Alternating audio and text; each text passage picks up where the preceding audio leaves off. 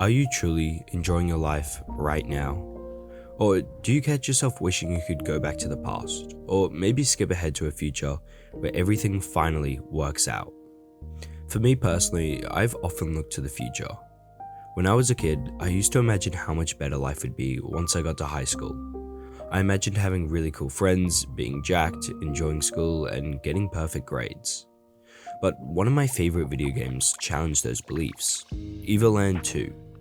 The game follows the main character and their friends as they travel across time and space, solving problems and trying to prevent the end of the universe.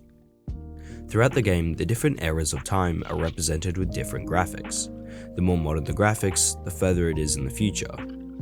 Along with these graphic shifts is the frequent change in mechanics. Most levels in the game take on different styles of gameplay from other games. For example, there's a Street Fighter, Space Invaders, and even a Guitar Hero level. No two of these levels feel the same because they constantly change up the gameplay. I remember there was this one specific level I really enjoyed, so much so that I finished the entire level in one sitting. It was this turn-based strategy level where you led an army, conquering the land to take down the Empire. At the time, I'd never played a game like that before, and once I finished the level, I remember feeling sad, because ironically, even though the game was about time travel, I couldn't go back to that level. As I played through the other levels in the game, all I could think about was that one level where I was leading an army into battle. It made the other levels feel hollow, even though they should have been fun. In that moment, I slowly started realizing that you have to appreciate every part of life, because you only live it once. Which means no matter what level I'm currently on in the game, I should strive to stay happy and enjoy it. Because just like 𝘍𝙁𝙁𝙁 2, as you play the game of life, the style and the graphics will change constantly, whether you want it to or not.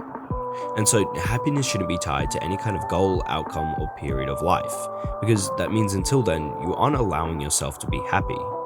You're holding your happiness hostage. Even when you do achieve the goal or get the thing you want, you still won't be happy for long because it's finite. And if you're like me, after you reach a goal, the first thing you do is set a bigger one. Achieving the goal is great, but at the end of the day, it won't make you happy long term. You have to learn to be happy even before you achieve the goal. Personally for me, every single time I've achieved a goal, I get like a high for 5 minutes. I'm really excited that I finally achieved what I wanted, but after that, it just becomes a normal part of life. To show you what I mean, let me tell you a story. Imagine there's two fishermen. The first fisherman said, "When I catch 100 fish, I'll finally be happy." So he works hard every single day, and eventually he catches the 100 fish. Then he says, "Well, 100 fish isn't actually that much. I'll be happy when I have a bigger boat." And so he saves up, and in a few years he buys a bigger boat. Then he says, "This boat is bigger, but I want an even bigger boat, with a crew too. Then I'll be happy."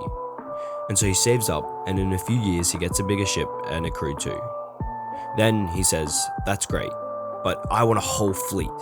Then I'll be happy." And so he saves up, and over the years he slowly builds his fishing fleet. Then he says, "That's great, but what if I had 2 fleets?" As you can imagine, the fisherman was like a donkey with a carrot, constantly dangling in its face.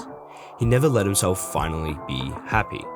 He constantly kept saying he'd be happy when X finally happens. But now the other fisherman, he simply relaxed on the beach. When a wealthy businessman saw him, he asked, "Why aren't you working harder?" The fisherman replies, "I've already caught all the fish I need today." The businessman insists that he could build a business, become rich, and retire early. The fisherman says, "And what would I do then?" The businessman says, "You could relax on the beach." The fisherman replies, "But I'm already doing that." The point of the story isn't to say hard work isn't worth it. The story is trying to demonstrate that you should strive to be like the second fisherman. You have to learn to be happy.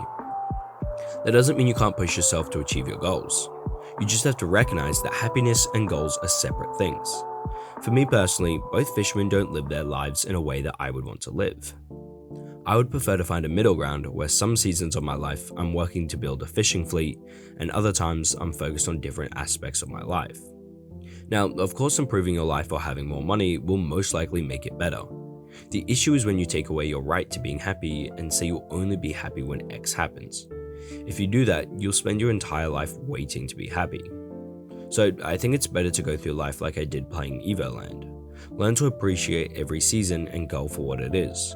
Because you'll never get a second chance to go back to this period of time ever again. After all, if you're not happy before achieving the goal, what makes you think achieving it will magically flip a switch and make you happy forever?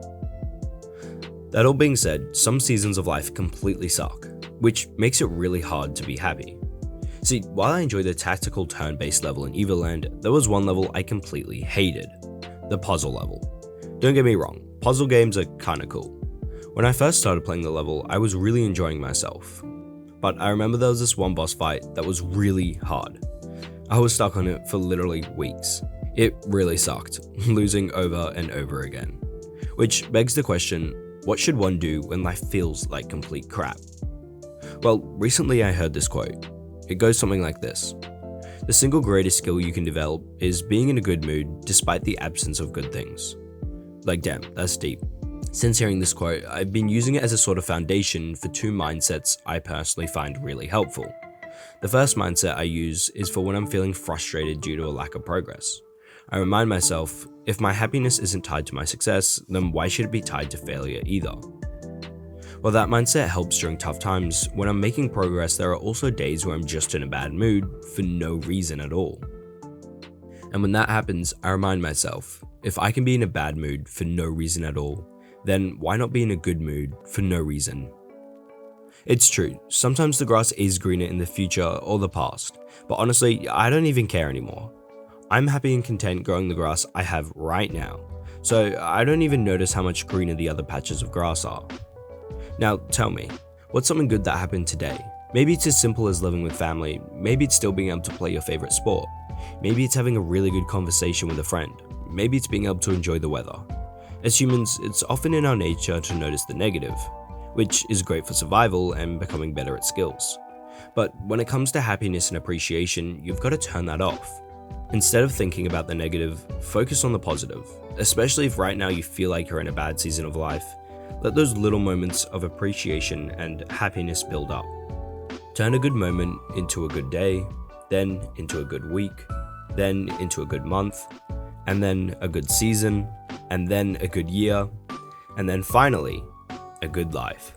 Keep your sword sharp. Bye bye.